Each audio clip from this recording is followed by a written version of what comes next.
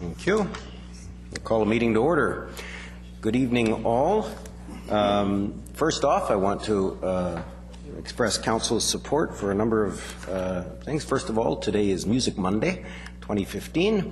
We had a choir across the street on Spirit Square joining at 10 a.m. with choirs across the country singing a song in unison. I'm sure you could hear, they could be heard from outer space. It was wonderful and inspiring. But it's also International Firefighters Day.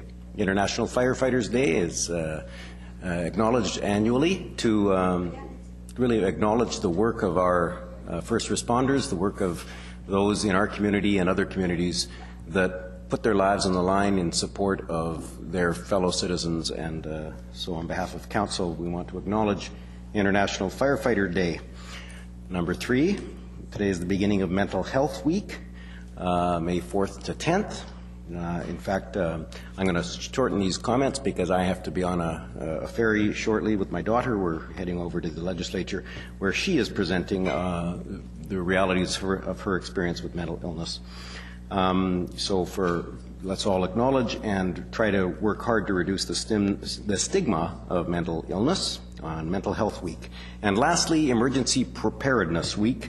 Today's day 2 of that, May 3rd to 9th.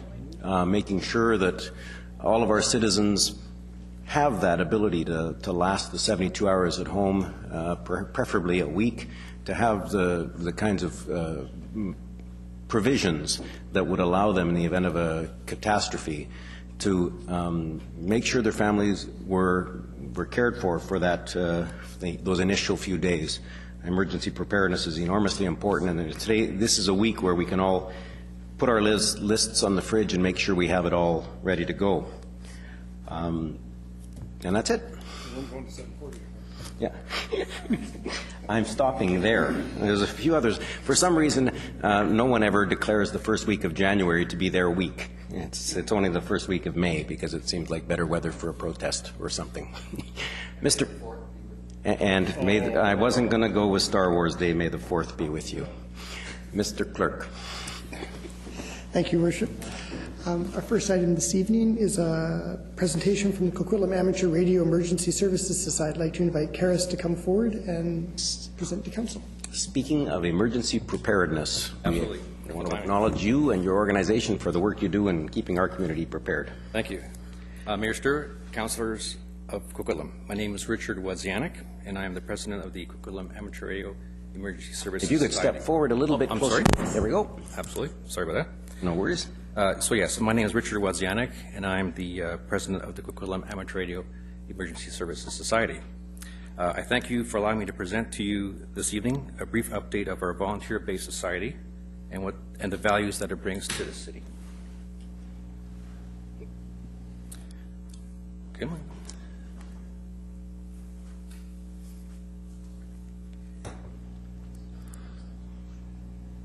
These folks are experts at being able to communicate using technologies far more advanced than PowerPoint. Okay, that's it first. Okay, sorry about that. So basically, for those who are not aware of our society, we've been established since 1991, and we provide emergency services or backup services for the city of Coquitlam. And we're an integral part of the local and provincial emergency services preparedness. And we have volunteers who are also members registered with the EMBC. As you can see on the slide there, Mayor, thank you for coming last year's field day. Here we have an example of one of our stations we had for our field day days and our trailer that we have there with our emergency equipment, which we are prepared to go to any location in the city or any areas. So we're located on the Riverview grounds, and we share our building with BC Ambulance and organizations such as Rotary Club and the Spark Museum. It's a wonderful radio museum there as well. Many ham radio operators aren't able to operate out of their homes, so we provide them with the ability to, with 24/7 access so they can improve their skills, operate, get additional training for emergency communications, construct and repair equipment, and much more like that. And we also provide regular courses to anyone who'd like to get their amateur radio license. And along with that, we have expertise in radio technologies, and we provide mentorship and training to anyone interested. And in terms of participation in to volunteers emergency services. Monthly, we test the City of Coquitlam's Emergency Operations Center's radio equipment, and we make sure everything's working fine over there. But we're also community-oriented, and we go to various different events. We'll be attending the Quake Cottage this Wednesday. We work with the local search and rescue teams on exercises. We were there at Pit Lake last year. We volunteer with events such as the Sun Run, Vancouver Sun Run, and you'll see a lot of the ham radio operators out there helping out anyone who's have a medical situation. Our field day, which we set up our equipment and we transmit around the world and establish contacts, and it shows how prepared we are in terms of running our systems without power, either solar or generators, so that we're independent of the main backup lines. You'll see us at Canada Day, Lafarge Lake. We'll be giving out information on what we do and how we offer our capabilities. We also attended the West Vancouver Southern Straits race. This is a strange one because we're here in Coquitlam. They asked us to come because of our professional radio operators. We were able to help them out in terms of making sure that all the yachts are communicating properly. And we actually had one of our operators assist in a man overboard. And the yacht club praised us for our abilities in handling the radio operations. And you'll see us at the Riverview Tree Fest and other local events too. We also reach out to we have a GoDa with guides over the air, and these are the local Girl Guides, and we help them out in terms of giving the opportunity to learn about radio communication, Morse code, and allow them to talk to other girls, other Girl Guides in other parts of the world. This being Emergency Preparation Week, I'm sure that you know about the Nepal earthquake, and ham operators were called into action to make sure that information is transmitted or communicated between different parties.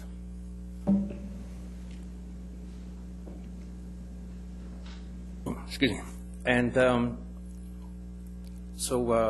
we want to recognize and acknowledge the City of Coquitlam providing us or awarding us the 2014 Spirit of Coquitlam grant. It was worth $27,000. The grant enabled us to expand our capabilities. We have 4 new HF radio stations, and we constructed a portable, fully enabled field station, grab-and-go kit in case of emergencies. There's other equipment as well. And the thing about the equipment it allows us to bring in new members and to operate.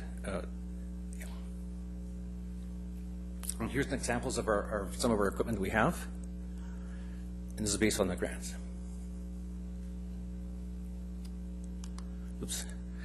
Along with the equipment from the city, we also, through provincial grants and donations from our members, we've constructed 3 80-foot freestanding towers fully loaded with antennas. And this expands our capabilities immensely. And the towers are ideally located, providing capabilities without any local interference or causing any aesthetic concerns. And to close it off, on May 24th, we're having an open house, and we'd like to invite everyone to attend. This will showcase our capabilities and in terms of what we have in terms of equipment, our operations, and our capabilities. Questions? Thank you very much. I've got Councillor O'Neill. Yes, thank you, and thank you for the great work you do in the community.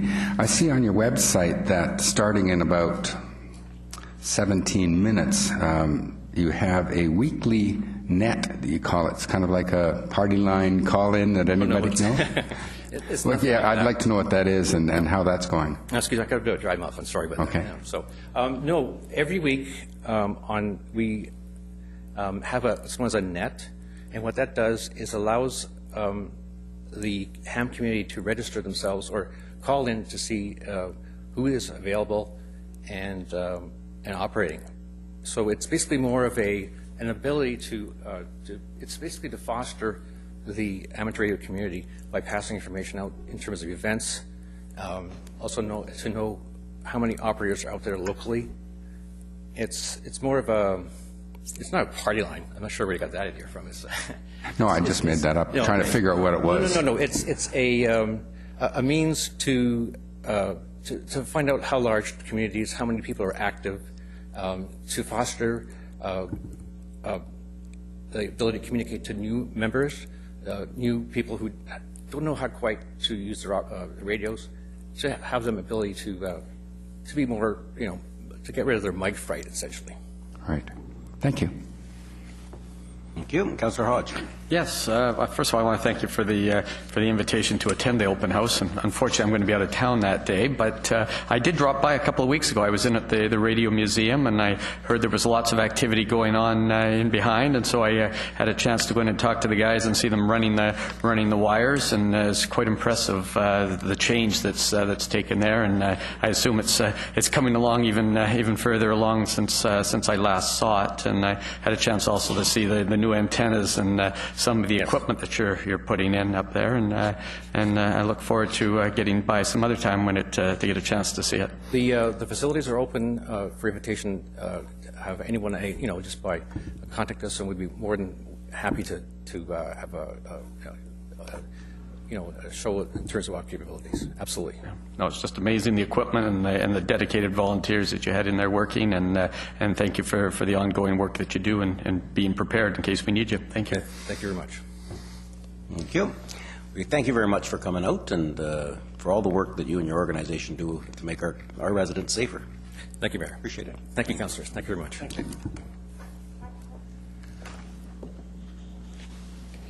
And bye, Paul. Yes. Yes. Mr. Clerk. Thank you, Your Worship. Our next item, item 2, is minutes of the Parcel Tax Review Panel meeting of Wednesday, April 15th. Recommendation to approve. So moved. Moved by Councillor Asmussen, seconded by Councillor Morrison. All in favor? Opposed? Carried. Long meeting, Your Worship. I wasn't able to make this meeting. I thank those council members who did contribute their time to making this meeting happen.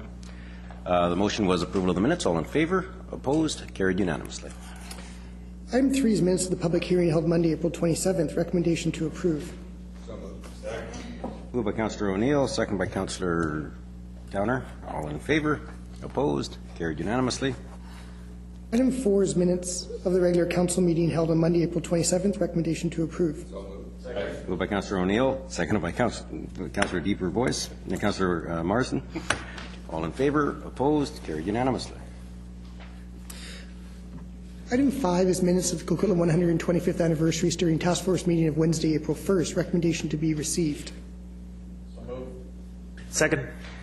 Moved by Councillor Hodge, seconded by Councillor Wilson. Councillor Wilson. Just wanted to take a brief second to highlight the fact that there's 9 pages of minutes from this committee. It's a very busy, active committee. Lots of great things are happening. If anybody else wants to get involved, we'd love to have you. Was most of the chair talk? Thank you. 9 pages. 9 pages of minutes. It Lots of rivaled stuff. the parcel tax review. Great things happen.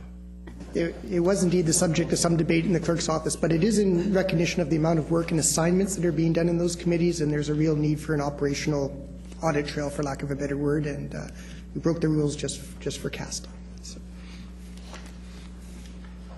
I'm not even going to say it. The motion is approval of the minutes. All in favor? Opposed? Carried unanimously. Sorry, receipt of the minutes. Item number 6 is fourth and final reading of City of Coquitlam Highway Dedication Cancellation Bylaw number 4554. Recommendation is to give fourth and final reading to City of Coquitlam Highway Dedication Cancellation Bylaw number 4554. Second. Moved by Councillor Zarrillo, second by Councillor Asmussen. All in favor? Opposed? Carried unanimously. Item 7 pertains to the Coquitlam River Water Quality Monitoring Update, Year 3. Staff recommendations that Council direct staff to share the results of the 2014 Coquitlam River Water Quality Monitoring Program with stakeholders which have an interest in the watershed, including the City's Sustainability and Environmental Advisory Committee, the Coquitlam River Aggregate Committee, the Coquitlam River Watershed Roundtable, and BC Hydro. To reduce the monitoring program sampling frequency for dissolved oxygen, pH, nitrate, conductivity, E. coli, fecal chloroforms, iron, cadmium, copper, lead, and zinc to once every 2 years so that these parameters will not be sampled for in 2015. 3, install continuous turbidity monitoring probes at the Hatchery and Salt Spring existing sampling locations for a minimum period of 1 year, commencing in the summer of 2015. And finally, 4, maintain the current yearly sampling frequency for total suspended solids at the 2 continuous turbidity monitoring sites. Moved by Councillor Rasmussen, second by Councillor Towner. All in favor? Opposed? Councillor Zervillo. Sorry, I thought we were getting a presentation. So my question would be about the offsets. So the suggestion is that we'll reduce the frequency so that we can install the turbidity and still have the same budget with 20,000. So I'm just wondering, if we maintain the same frequency we have now, what would be the additional costs to install the continuous turbidity monitoring probes?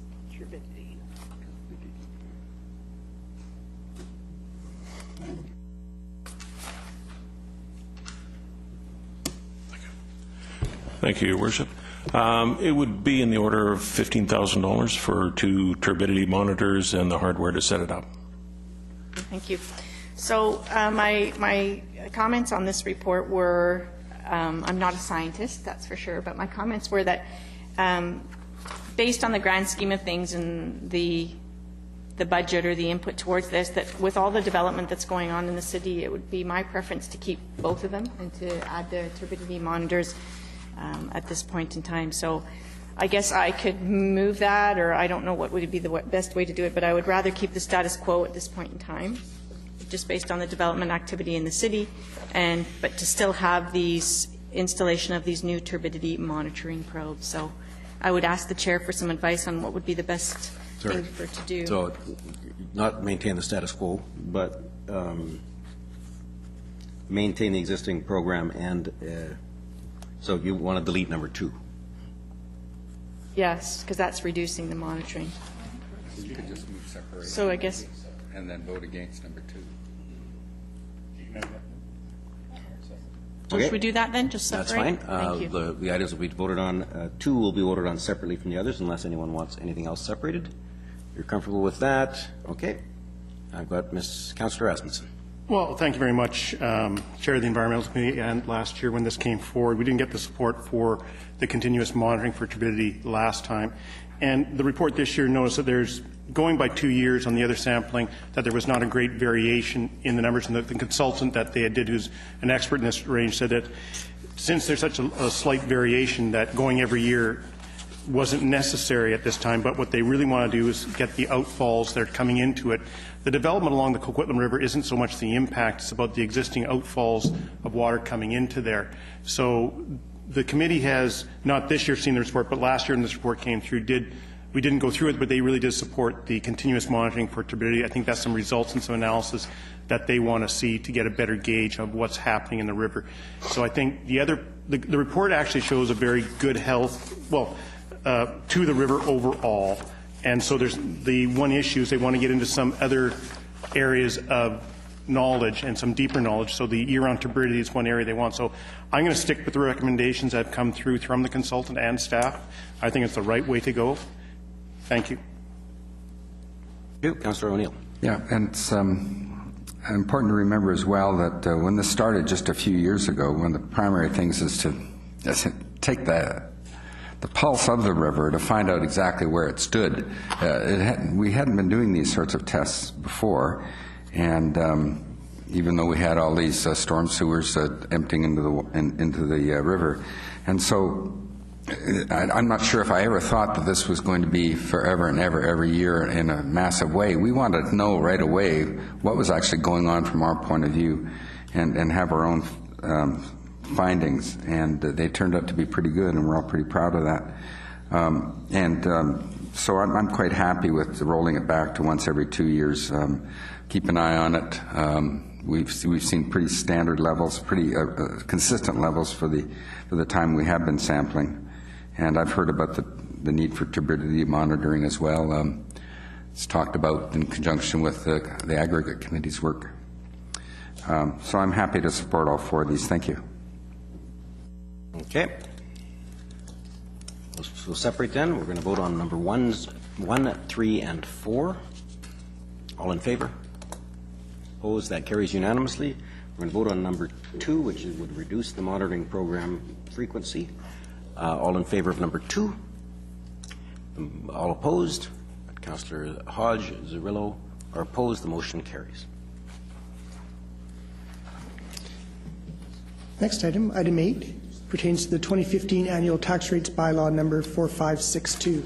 Staff recommendations that Council give first 3 readings to the 2015 annual tax rates bylaw number 4562.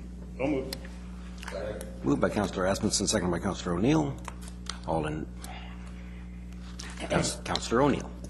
Yeah, we have something on page 2 of the report. First paragraph, second last sentence. The new assessment revenue for 2015 is modestly higher than projected in the city's 2015 financial plan. Given that we have, revenues in tens or hundreds of millions of dollars, even a modest increase might be 2 or 3% or something, but that's still significant money. So I don't know if it's modest percentage-wise, modest dollar-wise. Are we talking hundreds of thousands of dollars extra, millions of dollars? Can we be a little more precise? Through your worship, the difference is under $100,000. It's about $89,000, which will probably be consumed by tax appeals throughout the year. And that is modest. Thank you. Sorry, and that's Ms. McLeod, our General Manager, our Director of Finance, and the previous staff response actually was for Mr. Kusi. Any further questions? Seeing none. All in favor? Opposed? Carried unanimously. Move adjournment. Motion to adjourn by Councillor Asmussen, seconded by Councillor Zerillo. All in favor? Opposed? Carried unanimously. Are there any audience members with a question on tonight's agenda? Any questions on tonight's agenda? Any at all? Seeing none, I thank you all. Happy Firefighters Day. You got 10 minutes to